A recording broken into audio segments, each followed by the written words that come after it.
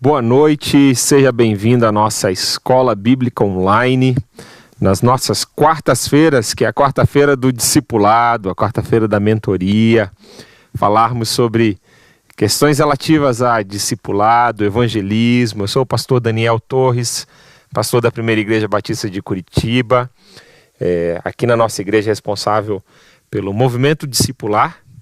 E você é meu convidado para embarcar comigo aqui hoje à noite na segunda parte do nosso estudo em cima da carta de Filemon. Você pode entrar lá no YouTube. Se você perdeu a primeira parte aqui desse conteúdo, você é muito bem-vindo ali para entrar no YouTube, no canal da nossa igreja, PIB Curitiba, e procurar ali Escola Bíblica, Pastor Daniel, Filemon. Você vai encontrar com essas palavras-chave a primeira parte desse conteúdo. Nós estamos hoje na parte 2. Paramos ali na metade da carta de Filemon. É só um capítulo, mas tem tanta riqueza nesse capítulo da palavra de Deus que nós precisamos dividir elas em duas partes, né? Então, eu gostaria de fazer uma breve revisão do que a gente cobriu na primeira parte. Eu estava construindo ali, estávamos chegando no coração da carta ali, no coração dessa epístola do apóstolo Paulo. Então quero revisar algumas informações. Se você está assistindo essa aula, perdeu a primeira, tem algumas informações que você precisa revisitar comigo para entender o contexto que a gente está conversando, tá? Para que você possa se apropriar das lições e daquilo que nós vimos com mais detalhes, eu te convido novamente a você acessar ali o canal da nossa igreja e buscar ali aquele conteúdo, tá bom? Então vamos lá, estamos na carta de Filemon, né? Ensinamentos que podemos tirar para a área de discipulado, baseado na carta de Filemon, parte 2. Então olha só, algumas coisas que você tem que saber são personagens centrais dessa carta. Nessa carta de Filemon nós temos 3 personagens centrais, né? Onésimos é a pessoa pela qual, que foi o motivo que essa carta foi escrita. Onésimos, ele era um escravo da pessoa a que essa carta é endereçada. É um escravo de Filemon. E a história nos diz que provavelmente Onésimos roubou o seu mestre Filemon e fugiu para uma grande cidade da sua época, que era a cidade de Roma. Ali na cidade de Roma, ele encontra o apóstolo Paulo e por providências divinas, esse encontro resulta na conversão de Onésimos.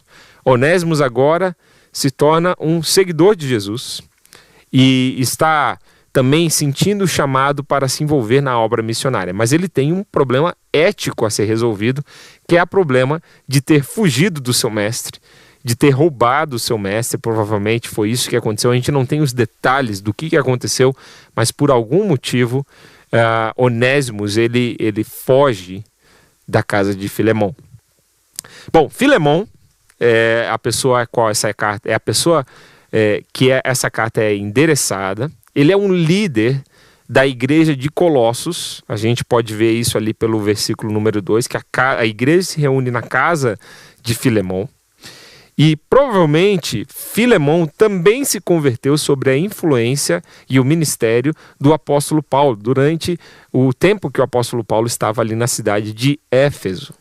Então olha só, essas duas pessoas têm o mesmo pai espiritual. Paulo é o pai espiritual tanto de Onésimos quanto de Filemon. Terceira pessoa, que é o pivô da história, né? É aquele que une essas duas pessoas na história, é o próprio apóstolo Paulo, como pai espiritual desses dois homens. E assim como pai, ele deseja ver esses dois servos de Deus reconciliados, restaurados, e que os dois possam ter liberdade para servir a Deus em sua obra. Então, eu gosto muito dessa frase que eu deixei já na primeira parte da aula, que essa é uma carta familiar, é uma carta entre famílias, sobre um assunto de família, de um irmão para outro sobre um terceiro irmão, né? Carta de Paulo como irmão, escrevendo para outro irmão, Filemon, sobre um terceiro irmão, que é o Onésimos. Então, o clima fraternal dessa carta é algo incrível, que é o que nós destacamos na primeira parte da carta que nós vamos ver logo logo. Bom, algumas lições que nós precisamos entender, tá? Sobre o discipulado aqui, e que a gente precisa entender o fundo histórico dessa carta, para que a gente possa também entender de forma própria o contexto que a gente está falando. É um contexto tão diferente do nosso século XXI. Então, também faz parte dessa recuperação, né, daquilo que a gente tratou na primeira aula com mais profundidade, você entender o contexto histórico, tá? Principalmente nessa questão da escravidão, tá? Contexto entre o primeiro século e o século XXI é totalmente diferente, tá? A escravidão era algo que sustentava toda a base social e econômica do primeiro século, né? Para você ter uma ideia, existiam 4 vezes mais escravos do que cidadãos romanos naquela época. Os escravos, eles eram considerados como objeto de possessão, objeto dos seus donos, e existia uma relação de proteção também, não só na questão de abuso de autoridade e todas as coisas como a gente vê a escravidão, mas naquela época isso também servia como uma espécie de proteção para pessoas que decidiam se colocar sobre o jugo da escravidão, porque eles não conseguiriam nem se proteger e nem sustentar as suas famílias de outra forma. Então, também existia um aspecto social todo engrenado naquela sociedade daquele tempo. Era quase que impossível se envisionar uma sociedade sem essa questão da escravidão naquele contexto, naquele momento da cultura, né? Então, é uma questão muito profunda da cultura romana e da cultura que Paulo está escrevendo. E o crime que Onésimo comete, se o crime realmente foi esse, de roubar o seu mestre e fugir, era um dos crimes mais graves conhecidos pela lei antiga. Era um crime que merecia a morte. Onésimo merecia morrer por aquilo que ele fez, por ter traído a confiança do seu mestre, do seu dono, tá? Então, é interessante como Paulo, ele trata essas questões de éticas com justiça e com graça ao mesmo tempo. Ele procura balancear esses dois aspectos. E aplicando isso para a questão do discipulado, como é importante quando a gente lida com uma questão ética no discipulado, né? A gente fez essa reflexão aqui na primeira aula, mas é tão importante isso. Quando você lida com um vício que o seu discípulo está lutando para se libertar, quando você lida com uma questão conjugal que não está bem resolvida, como essa balança precisa existir? Você precisa agir com justiça, ao mesmo tempo precisa haver graça na forma que você apresenta esses fatos, na forma que você conduz o seu discípulo. Essas duas coisas têm que estar equilibradas no seu discipulado, na forma que você discipula pessoas, na forma que você cuida de pessoas. Bom, uma coisa que eu preciso ressaltar para você também aqui, que nós temos aqui o chat aqui pelo WhatsApp, que você pode perguntar dúvidas, tá? Esse é um momento de interação, a gente quer que essa aula seja também interativa. Então, se você está me ouvindo aí de várias partes do país, até do mundo, né? E você quer interagir, você quer fazer uma pergunta, especialmente relativo a Filemão, e ao contexto do discipulado na carta de Filemão, você é bem-vindo para escrever para esse número que está aparecendo aí na sua tela, esse número de WhatsApp, ou que vai aparecer logo logo, tá? E interagir comigo. Manda a sua pergunta, manda a sua dúvida, a sua sugestão. Se você quer também sugerir temas para serem abordados aqui nessas aulas de quarta-feira, você é bem-vindo para interagir. Eu estou preparando uma série fresquinha em 2 Timóteo. Já vou deixar isso daqui para você. Nós vamos olhar para a carta de 2 Timóteo sobre essa perspectiva do discipulado. Estou muito empolgado, é um dos meus livros favoritos da Palavra de Deus. Então, se tem alguma temática relacionada a discipulado que você gostaria de abordar, se tem um livro da Bíblia que você quer sugerir, interage comigo aqui, tá? Vai ser ótimo aqui ter a tua interação. Já recebo aqui o contato de algumas pessoas que estão acompanhando aqui, a Miriam, a Terezinha, o Paulo, a Tânia. Boa noite, sejam muito bem-vindos, tá? Vamos interagir aqui e refletir sobre esse contexto aqui da carta de Filemão. Ok, então aqui eu vou fazer um panorama do que a gente viu até agora na carta de Filemão para que a gente possa avançar, conteúdo novo, tá? Então, o que nós vimos até aqui na carta de Filemão? É a carta que tem um capítulo só. Então, aqui está a divisão do que a gente viu até agora. A gente viu a introdução da carta na primeira parte desse conteúdo. E a introdução da carta, o que me chamou muita atenção, e eu destaquei isso na primeira aula, é que Paulo, ele se apresenta dessas duas formas, né? Ele fala que ele usa da sua autoridade como apóstolo para se apresentar, mas ele prefere usar, durante toda a linguagem da carta, esses laços fraternais que ele tem tanto com Filemon quanto com Onésimos. Ele fala que ele está tratando essa situação como um irmão em Cristo, não como um apóstolo. Ele quer que esse vínculo do amor sobressaia ao vínculo da autoridade que ele tem com essas duas pessoas. Então, uma lição incrível aqui de como você usar essas duas áreas dinâmicas no discipulado e principalmente como ele conseguiu ser mais eloquente, como ele conseguiu colocar essa situação de uma forma mais profunda no coração de Filemon por ter abordado ele por esse viés da fraternidade e do amor. Bom, segunda divisão desse texto, né, fala da questão da gratidão. É Paulo expressando a sua gratidão e também fazendo uma oração por Filemon. Versículo 4 ao versículo 7, Paulo está fazendo isso. E ele está reconhecendo, primeiro na vida de Filemon e destacando também, que essas são duas marcas cruciais para o testemunho cristão: amor e fé. Paulo ele admira Filemon por essas duas qualidades, né? Ele fala que Filemon ele é conhecido, ele constantemente ouve testemunhos sobre Filemon, do amor que ele tem pelos santos e da fé que ele tem em Cristo Jesus. Que marcas preciosas de um discípulo que faz discípulos, né? Que essas marcas possam ser aquilo que as pessoas veem na sua vida quando elas olham para você como um seguidor de Jesus, né? Alguém que ama profundamente o próximo e alguém que tem uma fé inabalável em Jesus, né? Que essas sejam marcas do seu testemunho cristão. E nós terminamos na primeira aula falando sobre exaltando a sabedoria de Deus para lidar com assuntos complexos, né? E a gente foi bem prático pensando assim, olha, se você tivesse que resolver uma situação tão complicada como essa, queria que você imaginasse aqui por um momento essa imagem. Paulo tem que escrever uma carta para o seu amigo Filemon, ajudando Filemon a refletir e a possivelmente convencer Filemon a, ao invés de punir e matar Onésimos pelo aquilo que ele fez, a perdoar Onésimos agora como irmão em Cristo e dar uma chance a Onésimos, perdoá-lo, né, daquilo que ele fez, de como ele transgrediu a lei e a confiança do seu mestre. Como abordar uma situação tão delicada como essa? É quando você tem algo tão delicado para resolver na sua família, para resolver no seu ambiente de trabalho, para resolver com uma pessoa que você ama. Gente, a gente terminou destacando que se não for a sabedoria de Deus, seria um fracasso esse pedido aqui.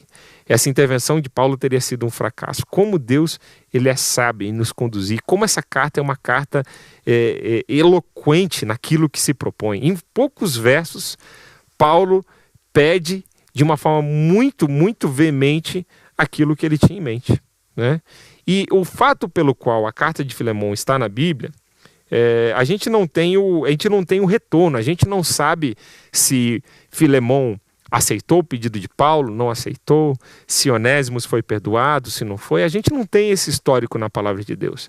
Mas a tradição da igreja diz que o fato de essa carta estar no cânon da palavra de Deus, o fato dessa carta estar no texto sagrado, é uma grande evidência de que Filemon acolheu o pedido do apóstolo Paulo e perdoou Onésimos. E Onésimo se tornou um líder da igreja, assim como Filemon, e eles continuaram, né, nessa comunhão fraterna e crescendo na graça de Deus. Então, algo lindo aqui, né? Como a gente pode ver essa sabedoria de Deus? Bom, vamos lá?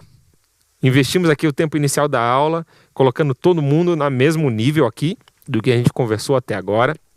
Agora, eu quero avançar com vocês para a segunda parte, a parte final. A gente alcançou aqui o que é o ápice da carta, tá? O momento onde Paulo vai agora efetivar o seu pedido, tá? Eu quero refrescar a sua memória. Talvez você nunca leu Filemão antes, ou talvez faz muito tempo que você não lê a carta de Filemão. Eu preciso ler para você, principalmente o que a gente vai discutir hoje, do versículo 12 até o final. Então acompanha comigo, se você tem o texto da palavra de Deus aí com você. Eu vou ler do versículo 12 até o final da carta. Paulo diz assim: eu o estou mandando de volta a você.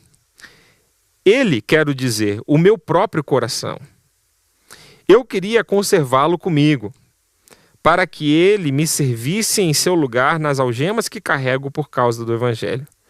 Mas não quis fazer nada sem o seu consentimento, para que a sua bondade, Filemão, não venha a ser como que uma obrigação, mas algo que é feito de livre vontade. Talvez ele tenha sido afastado por você temporariamente, a fim de que você o receba para sempre, não como escravo, mas muito mais do que escravo, como um irmão caríssimo, especialmente de mim e com maior razão de você, quer como ser humano, quer como irmão no Senhor. Portanto, se você me considera companheiro, receba-o como receberia a mim. E se ele causou algum dano a você, ou lhe deve alguma coisa, ponha tudo na minha conta. Eu, Paulo, de próprio punho escrevo isso: eu pagarei. É claro que não preciso dizer que você me deve a própria vida. Sim, irmão, que eu receba de você no Senhor esse benefício. Reanime o meu coração em Cristo. Certo como estou da sua obediência, eu escrevo a você, sabendo que fará mais do que estou pedindo. E ao mesmo tempo, prepare-me também pousada, pois espero que por meio das orações de vocês eu lhes seja restituído. Epáfras, prisioneiro comigo, em Cristo Jesus, Marcos, Aristarco, Demas e Lucas, meus colaboradores, mandam saudações a você. A graça do Senhor Jesus Cristo esteja com o espírito de todos vocês. Esse é o final da carta. Eu quero refletir com você aqui nesses versos, a partir do verso 12, onde Paulo começa a colocar aqui a sua intenção diante de Filemão. Olha só, versículo 12, o relacionamento entre Paulo e Onésimos, ele é ressaltado. É aquele versículo onde Paulo fala de quão profundo é o vínculo de amizade, de amor que Paulo estabeleceu com Onésimos. É algo inspirador aqui para nós que desejamos ser discípulos de Jesus, que fazem discípulos, né? Como a gente se importar com um problema que não era um problema de Paulo. Se você parar para refletir comigo, não era um problema do discipulador, não era algo que o discipulador, Paulo, tinha feito de errado. Mas ele toma a situação do seu discípulo de tal forma que ele vê assim: olha, eu preciso me envolver com isso, eu preciso ajudar esse meu discípulo a resolver essa situação. Então, o verso 12, ele mostra essa intensidade do relacionamento entre os dois, né? Paulo está enviando o seu filho espiritual de volta a uma situação que ele não sabe qual vai ser a consequência. Ele não sabe se Filemão vai acatar o pedido, se Filemão vai ceder às pressões que estão à volta dele, como um mestre de escravos ali, né? E acabar punindo o seu escravo. Paulo, ele é enfático em dizer que ele está mandando de volta o seu próprio coração, ele está angustiado por aquilo, ele espera que Filemão possa receber esse pedido de um amigo. Fica para mim a lição para o discipulado aqui nesse verso, de como nós precisamos ter esse envolvimento afetivo, emocional com o nosso discípulo, né? De se importar com os problemas dele, a ponto de procurar soluções, a ponto de não somente ali ter um relacionamento estanque do resto da vida, né? Mas naquilo que for saudável e na melhor forma que você puder, você possa se envolver com as necessidades do seu discípulo e ali ajudar ele a crescer em todas as áreas, né? Crescer como discípulo de Jesus, mas também resolver coisas que não estão bem resolvidas na vida dele, ajudá-lo nesse processo. É isso que Paulo está fazendo aqui com Onésimos, né? É isso que Paulo está apoiando o seu filho na fé. Bom, versículo 13 e versículo 14 é o trecho onde Paulo deixa de forma explícita o pedido dele, o que ele gostaria. Ele gostaria de ter Onésimos trabalhando com ele para a proclamação do evangelho e o perdão de Filemão, né? Paulo sabe que Onésimos tem uma questão ética a ser resolvida, né?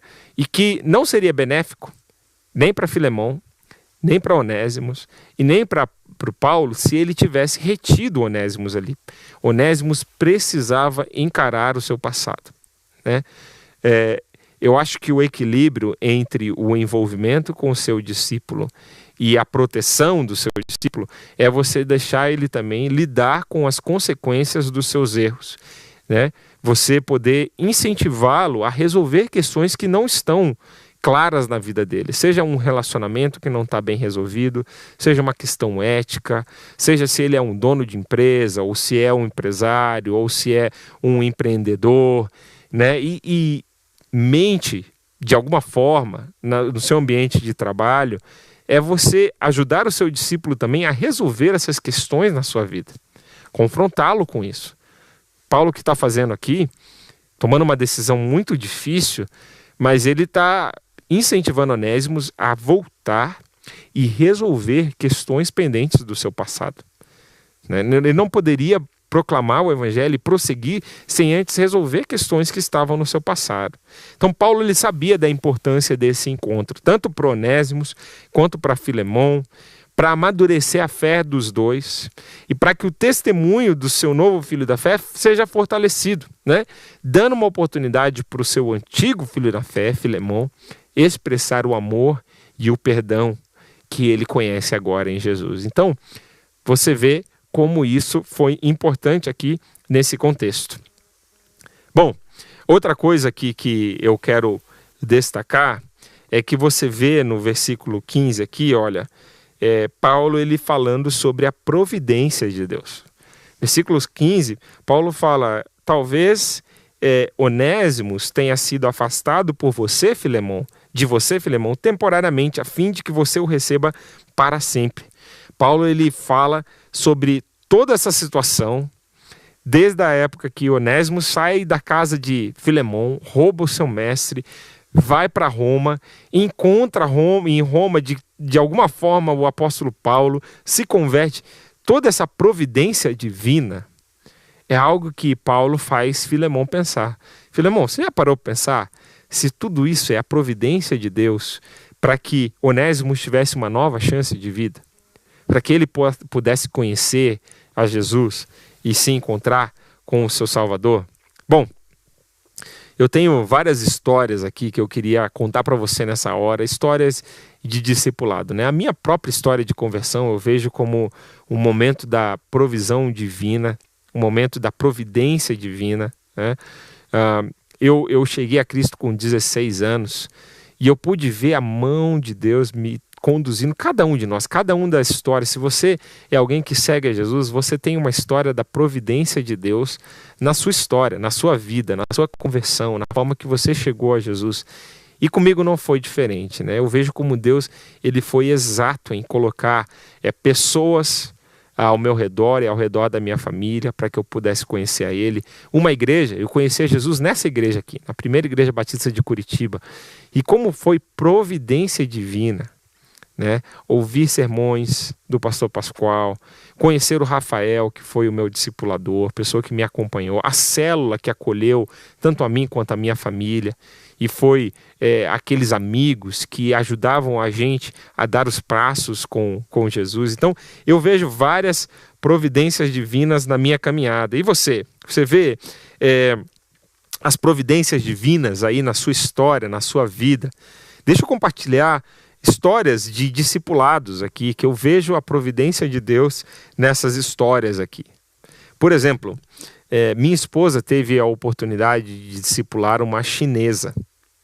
Nós moramos fora do país por um tempo, eu e minha família, e foi tão interessante ver como a providência de Deus trouxe essa união de relacionamentos. Nós, normalmente, quando morávamos ali nos Estados Unidos, eu estava estudando lá, nós servíamos, junto com irmãos das igrejas locais, nós íamos para os complexos de apartamento que existiam perto ali da nossa faculdade, do seminário onde eu estudava, e nós íamos servir a comunidade. Então, se eles estavam tendo uma festa de ação de graças, né, que é o Thanksgiving, a gente ia naquela festa ajudar. Se eles estavam tendo uma festa para a comunidade, para receber os novos moradores, a gente ia ali, servia comida, interagir com gente. E foi interessante que em uma dessas festas, essa moça estava chegando nos Estados Unidos. O nome dela é Mina. Ela estava chegando com seu filhinho pequenininho, o Jack, né? Tinha 2 anos na época. Nem 2 anos eu acredito que o Jack tinha. E a minha esposa ali ajudando essa chinesa, né? Na primeira festa que ela estava participando, recebendo ela, entregando uma comida para ela, interagindo com o filho dela. Ali nasceu uma amizade. Bom, a Mina, gente, ela nunca tinha ouvido falar sobre Jesus. Ela vinha da China, foi crescida numa família que não tinha nenhuma religião. A Mina, ela nunca tinha visto uma Bíblia na frente dela. Até o momento que a Sheila, depois elas combinaram para se encontrar. Sheila foi tomar um chá na casa da Mina e pela primeira vez a Sheila mostrou uma Bíblia para ela. E no final daquele encontro, a Sheila sentiu que deveria dar aquela Bíblia, que era a Bíblia dela, para a Mina. Bom, aquele foi o momento inicial da Mina com Deus, né? A Mina, naquele presente, aquilo foi tão significativo para ela, que Deus começou a falar com ela através da Bíblia. Sheila pôde discipular a Mina, pôde ensinar a palavra de Deus. Eu também depois pude me aproximar do marido da Mina, quando ele voltou da China, o Jack. E nós tivemos o privilégio de batizar tanto a Mina quanto o Jack na igreja, ali durante o tempo que estávamos lá, e até hoje temos contato com Mina. Mina hoje em dia tem uma célula, né? Um grupo de estudo da Bíblia em chinês na sua casa. Olha que lindo como a providência divina nos une, né? Numa festa de condomínio, em que a gente nem morava lá, a gente ia para servir. A gente conhece a Mina e começa um relacionamento evangelístico que cresce, e a Mina hoje é uma discípula de Jesus com toda a sua família. Uma outra história que me marca, que aconteceu agora no começo do ano, voltando para Curitiba, voltando para a nossa igreja, como pastor aqui da igreja, nós recebemos um pedido de uma visita no hospital para um senhor que estava passando por um tempo difícil. Fui fazer essa visita no hospital, orei com a família, e daquela primeira visita do hospital, a gente continuou se comunicando, eu fui visitá-lo na casa dele. Depois a gente começou um projeto evangelístico com essa família, que a gente chama de Casa de Paz, que a gente faz aqui na igreja. E conhecendo a filha e o genro desse senhor que estava enfermado na primeira vez, lá em janeiro, quando eu fui visitá-lo, tanto o Marcos quanto a Camila eram frequentantes da nossa igreja, mas ainda não tinham feito o processo para batismo. Me tornei amigo, tanto do Marcos quanto da Camila, e hoje em dia eu estou discipulando o Marcos e a Camila, preparando eles para o batismo, né? Então, como que quando você está atento à ação do Espírito Santo na sua vida, de uma visita no hospital, você mantendo esses contatos, né? Nasce uma oportunidade de fazer uma casa de paz, que nasce a oportunidade de discipular alguém e de ajudar alguém a tomar a decisão com Jesus de se batizar, né? Tanto Camila quanto Marcos já tinham uma decisão por Jesus nas suas vidas, e agora o que eu estou ajudando eles a dar o próximo passo. Mas como eu vejo a providência divina por trás disso tudo, você percebe a providência divina por trás da vida e da história dos seus discípulos, da sua própria vida, né? E como que você pode ver isso acontecendo na sua vida, ao seu redor. Última história que eu quero contar é do discipulado que eu vou começar agora esse sábado. Achei interessante essa história. Estou para começar o discipulado com o Eros. E Eros é um rapaz que está chegando na nossa igreja, já há algum tempo já frequentando a nossa igreja. Agora achei interessante porque foi numa ligação que eu fiz, querendo saber se o Eros precisava de algum acompanhamento. Ele tinha visitado a nossa igreja numa oportunidade, então fiz uma ligação para dar as boas-vindas ao Eros, saber se ele precisava de algum tipo de auxílio, de ajuda, se ele gostaria de se envolver mais de perto com a nossa igreja. E aí eu fiquei sabendo que Eros e um casal de amigos que trouxe o Eros para a igreja já há 6 meses estavam pensando em pedir a minha ajuda para discipular o Eros. Mas nessa semana aconteceu de eu fazer a ligação para o Eros. Foi tão interessante, tão especial, toda essa providência divina para demonstrar o carinho, o amor, o acolhimento da igreja para a vida desse irmão, né? Então, algumas histórias aqui de discipulado que eu posso contar para você, que marcam essa providência divina. Tudo tem a mão de Deus, né? Eu estou recebendo aqui, olha, notícias aqui de pessoas acompanhando a gente no país inteiro aqui. Eu quero te dar boa noite aqui, a Eneida, lá do Amazônia, a Daniele, que está aqui nos acompanhando, a Rosângela, Luciano, Maridalva, sejam muito bem-vindos aqui. Espero que esse estudo esteja contribuindo aqui para a vida de vocês e para que vocês sejam discípulos que multiplicam discípulos onde quer que vocês estejam.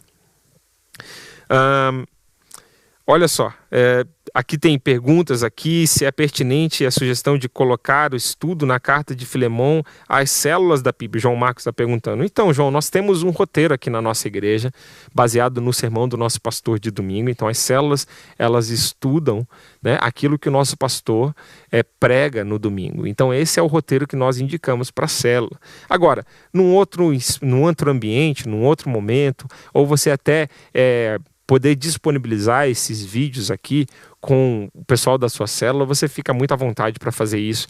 Eu espero que isso contribua aí nas reflexões dessa questão da célula. A carta de Filemão é uma carta riquíssima. A gente está abordando aqui essa temática do discipulado e nós estamos chegando aqui agora, irmãos, no ápice da carta, no momento mais bonito. Para mim, como eu coloquei aqui, é uma das imagens mais nítidas do Novo Testamento do que Deus idealizou ao criar a família da fé, a igreja. O que ele idealizava que nós vivêssemos nesse ambiente de igreja, de família da fé, quando ele nos conclamou a sermos igreja, a sermos família uns para os outros, família de fé, né? E olha, eu creio que Deus envisionou nesse ambiente que chamamos igreja, nessa família, um lugar onde o amor de família, ele faz desaparecer as estruturas sociais e hierárquicas da sociedade. É isso que a gente vê aqui na carta de Filemão. Todas as estruturas, né, de escravo e mestre, e não só na carta de Filemão, você pega lá Colossenses 3, você pega a carta de Efésios, você vê que essas estruturas hierárquicas sociais que a sociedade tem, Paulo ele vai dizendo que o evangelho é mais forte que isso. Os vínculos que nós temos como irmãos em Cristo é mais forte que isso. Então, você vê nessa carta o coração do evangelho, sabe? Um amor que perdoa, um amor que assume a dívida, a carga uns dos outros, como o texto lá de Gálatas. De novo, as cartas paulinas, elas vão falar no mesmo tom, Gálatas 6:2, né? Carreguem os fardos uns dos outros e assim vocês estarão praticando a lei de Cristo. Gálatas 6:2, né? Um amor que acolhe, não importa o que aconteceu. Eu acredito que esse é o tipo de amor que Deus envisionou para a sua igreja viver. Quando a gente vê os evangelhos, quando a gente vê a forma que Jesus acolhia as pessoas, quando a gente vê a forma que a igreja primitiva procurava acolher as pessoas, não é uma igreja que tolera o pecado, não é isso. A gente vê pela história de Ananias e Safira que não é tolerar o pecado, mas é uma história de acolher aqueles que estão quebrantados e ter um laço de amor maior do que o mundo conhece. Essa era a missão da igreja cristã, essa é a missão da igreja cristã. E sabe, quando Paulo ele começa a usar essa linguagem e explicar o pedido que ele está fazendo a Filemão, é algo revolucionário, né? Tem um comentarista da Bíblia, o Wisby, que ele fala que esse receber, quando ele fala receba Filemão, né, novamente, como você estivesse recebendo a mim, Paulo, esse receber no grego, ele tem essa conotação de receber no seu círculo familiar. Ele não está somente pedindo para que Filemão receba Onésimo como escravo de novo. Ele está pedindo, receba ele como irmão em Cristo. Receba ele com esses links de fraternidade que você tem comigo. Agora isso se estende a Onésimos também, né? Olha que mudança radical que o evangelho gera numa situação assim. De um escravo, agora Filemon, agora Onésimos, se torna um irmão em Cristo. E se você for refletir, por que essa situação, por que essa realidade, ela aponta para aquilo que Jesus fez por nós? Se você for pensar, essa troca do privilégio pelo ônus foi exatamente o que Jesus fez para a gente. Jesus nos deu os privilégios dele como Filho de Deus e em troca ele recebe os nossos ônus como pecador e foi na cruz por morrer por nós.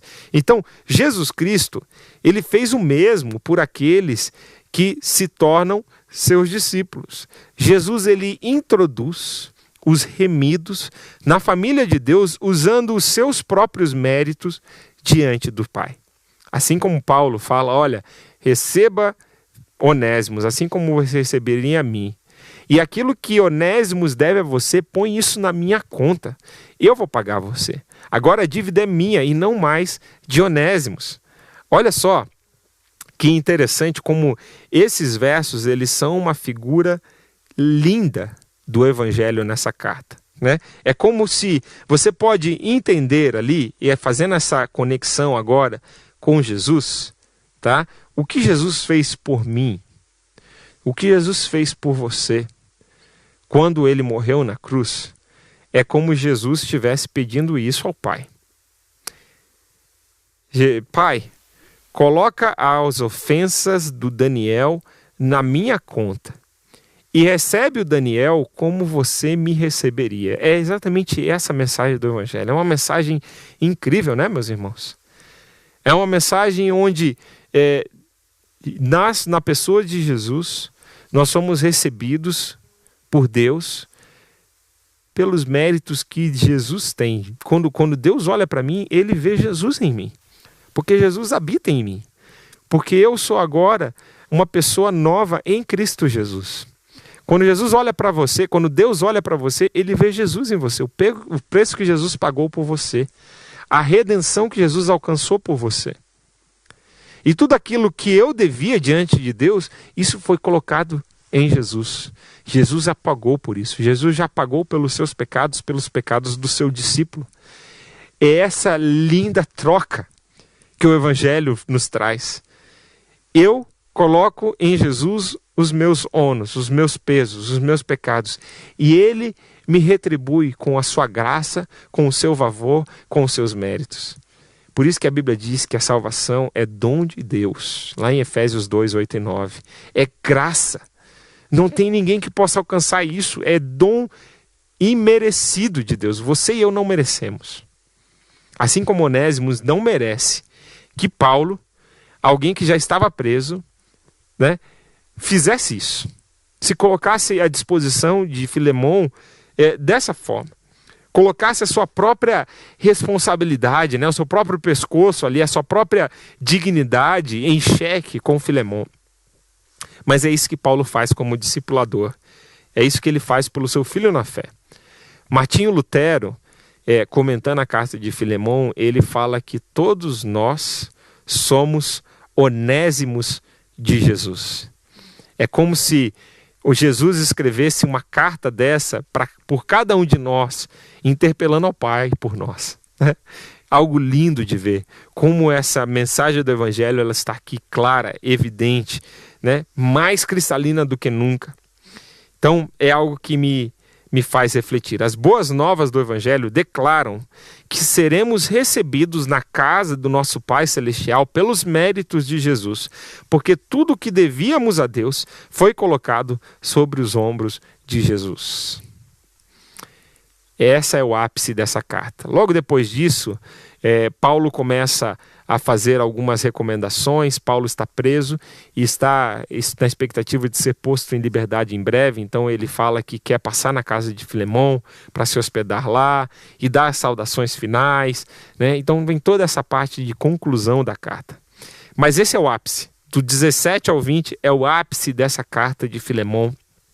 Eu quero tirar algumas reflexões para nossas vidas, para o tempo que nós estamos vivendo. Se você está ouvindo esse vídeo gravado aí na internet, nós estamos vivendo um tempo histórico de quarentena, do Covid. E nós já vamos aí agora entrando no segundo mês de quarentena, né? já há 70 dias, eu estou contando, 70 dias em quarentena, e como esse é um tempo que nós precisamos ser despertados espiritualmente, né? A caminhada de um discípulo de Jesus é uma jornada de crescimento e aprendizado constante. Todos os dias nós estamos sendo desafiados a crescer, seja pelas conquistas ou derrotas na nossa jornada de fé. Cada momento você é desafiado a dar um passo a mais. Olha só, olha na história de Filemão. Filemão, ele tinha um belo testemunho até esse momento perante a comunidade cristã e perante a sociedade. Ele era conhecido como alguém que amava aos outros, amava todos os santos e tinha uma fé sincera no Senhor Jesus. É um ótimo testemunho. Agora, a fé de Filemão está prestes a ser testada diante desse pedido do apóstolo Paulo. Olha só. Filemão, ele está sendo desafiado a subir a um novo degrau de maturidade como seguidor de Jesus. E é um degrau muito difícil, irmãos. Ele está sendo chamado a aprender algo muito desafiador na nossa jornada. O amor sacrificial, o doar-se pelo outro, a liberação de um perdão que vai custar muito caro para Filemão. A gente já falou de todas as implicações sociais, né, na primeira aula, que Filemão poderia encarar caso ele decidisse perdoar o seu escravo. Como isso poderia causar rebelião e falta de controle entre os outros escravos, como os outros escravos poderiam se abusar dessa situação, né, perante Filemão, como os outros donos de escravos também poderiam fazer pressão em Filemão, porque isso poderia ser muito prejudicial economicamente, socialmente para Filemão.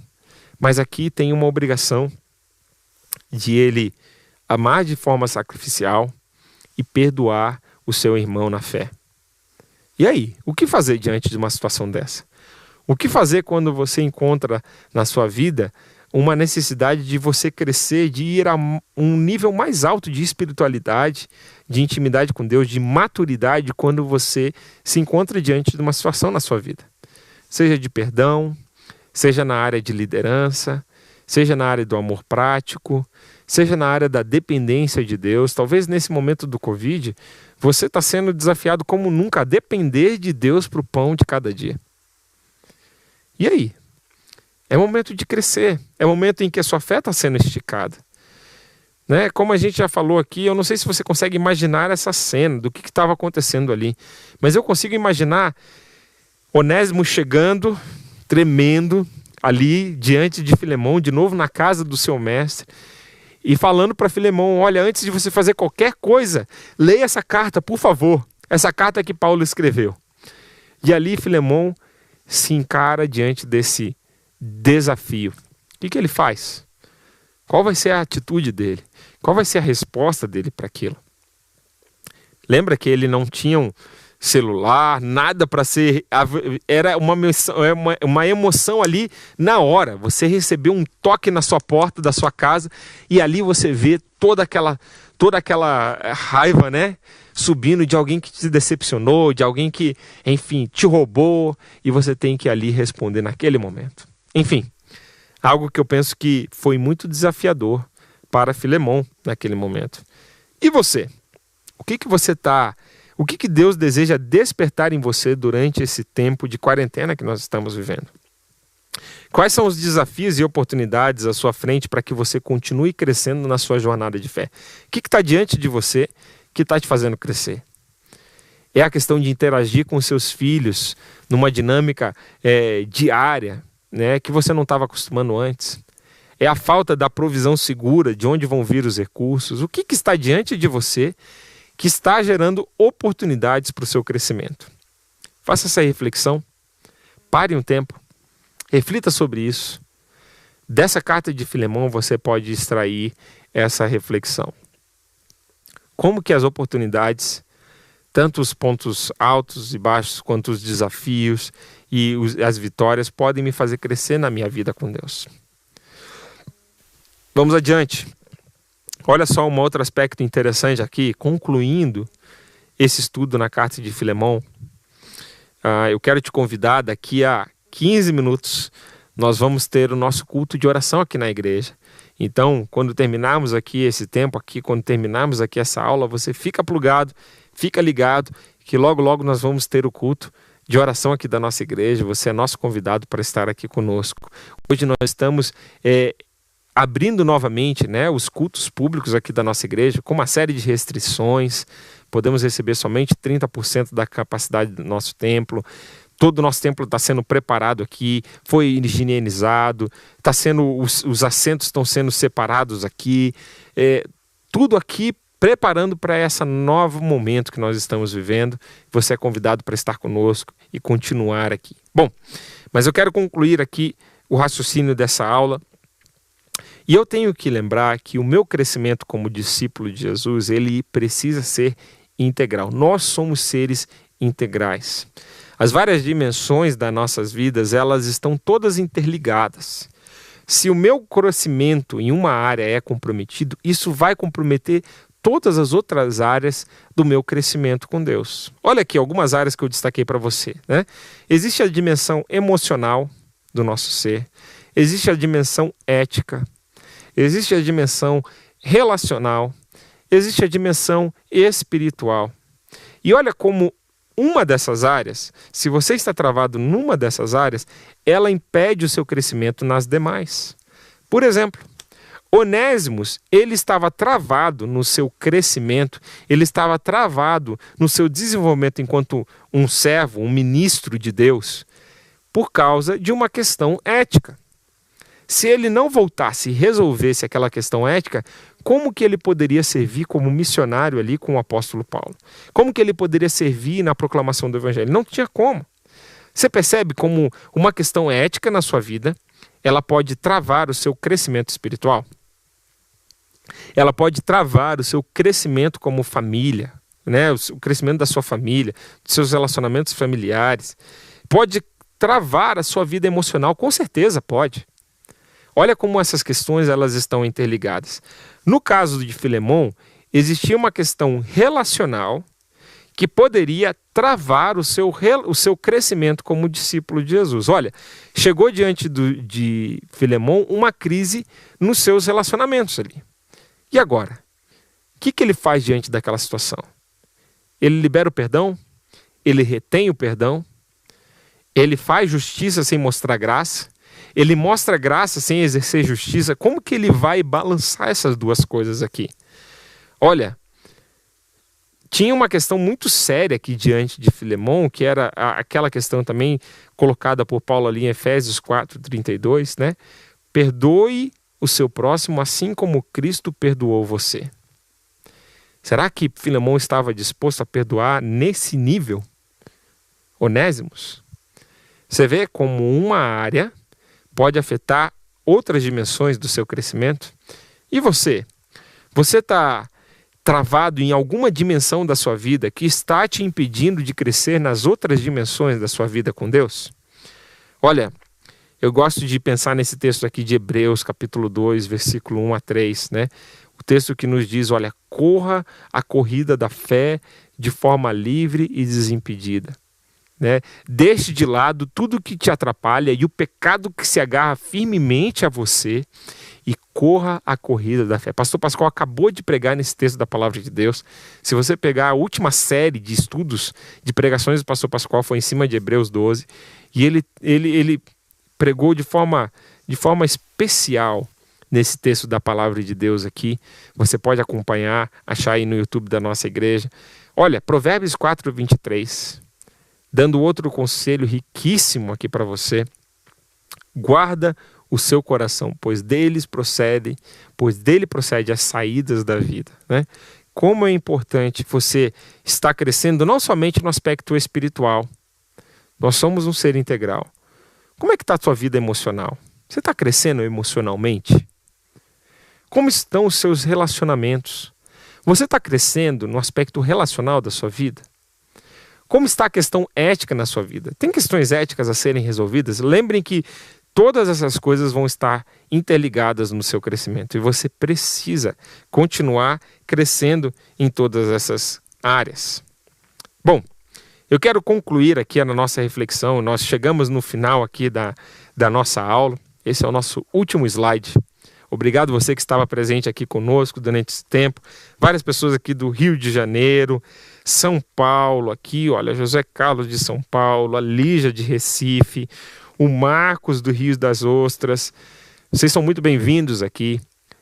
Obrigado pelo tempo de vocês, por terem acompanhado aqui esse estudo da Palavra de Deus. E eu termino destacando que eu consigo ver também nessa carta esse aspecto da nossa identidade cristã, uma identidade, eu gosto de falar como uma identidade trinitária. Nessa carta de Filemão e em vários outros textos da Palavra de Deus, nós conseguimos e precisamos aprender esses 3 aspectos da nossa identidade enquanto filhos de Deus, enquanto cristãos, né? Nós podemos aprender a ser família com o Pai. O Pai, ele nos dá essa identidade enquanto filhos, co-herdeiros do reino. E nós precisamos ter esse senso de família como um aspecto muito forte da nossa identidade como cristãos. Você tem irmãos e irmãs espalhados por toda a face da terra, que têm um Pai em comum, o nosso Pai celestial. Nós aprendemos com Jesus um segundo aspecto crucial da nossa identidade, que é aprendermos a sermos servos com o Filho. O Filho nos ensina a servir. Jesus é o modelo de serviço maior. E nessa carta nós vemos como esse serviço é posto em prática no meio da nossa família cristã. O serviço através do perdão, o serviço através do amor ao próximo, o próprio serviço que o apóstolo Paulo dedica aqui com o seu discípulo, com os seus discípulos, conciliando uma situação muito difícil. Aprendemos sobre esse serviço nessa carta, essa identidade, esse segundo aspecto muito importante da nossa identidade cristã. E o terceiro, nós aprendemos a ser missionários com o Espírito. Paulo tinha essa missão, compartilhava com Filemão como líder da igreja local, e ele estava chamando um terceiro líder ali, uma terceira pessoa que estava se desenvolvendo nessa vocação, para trabalhar ali na equipe de Paulo, para continuar servindo ali naquela equipe de plantadores, de missionários. Nós somos chamados e aprendemos como Espírito a sermos missionários. Bom, espero que você tenha tirado lições proveitosas aí para a sua vida, para a sua semana, em cima dessa carta de Filemão. Eu quero te convidar a continuar sintonizado. Se você ainda não curtiu, curte lá a página nas nossas mídias sociais também do Movimento Discipular.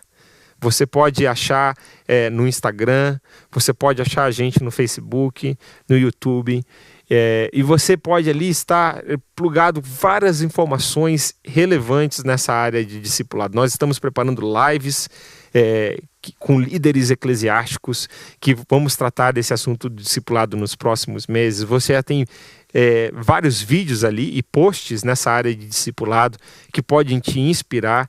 A ideia é que esse seja um canal de capacitação e inspiração para discípulos que querem multiplicar discípulos para a glória de Deus, Como eu gosto de falar, no poder do Espírito, no amor de Cristo e para a glória de Deus. Então você é meu convidado para logar lá nas mídias sociais, achar a gente, tá seguindo a gente, tá recebendo mais informações. Eu quero encerrar aqui com uma oração, te convidar mais uma vez para ficar com a gente aqui no culto da nossa igreja e convidar você para ficar ligado. Nas próximas semanas eu vou começar uma série aqui no livro de 2 Timóteo. E você é nosso convidado aqui para estar conosco nessas próximas semanas, refletindo sobre o discipulado na carta de 2 Timóteo. Encerramos assim a carta de Filemão. Ore comigo nesse momento. Vamos colocar as nossas vidas diante de Deus. Senhor Jesus, eu te agradeço pelas lições preciosas que aprendemos em cima desse livro, da sua palavra. Deus, um livro tão pequeno, livro de Filemão, mas com tanta riqueza, Deus, nessa área de discipulado. Senhor, obrigado pelo exemplo do apóstolo Paulo. Obrigado, Deus, por exemplo de homens como Filemão. Deus, que pagaram o preço do amor sacrificial por outros, Pai. Senhor, obrigado pelo seu despertar na vida de Onésimo e na vida de várias pessoas ao redor do Brasil e do mundo que estão sendo despertadas durante esse tempo na sua fé. Senhor, usa-nos como proclamadores do Evangelho. Desperta pessoas, Senhor, que possamos discipulá-las, que possamos amá-las, acolhê-las, encorajá-las a continuarem crescendo contigo. E usa-nos, Deus, usa a nossa vida como discípulos que fazem discípulos. Usa a nossa vida, Deus, para a edificação do seu reino, no poder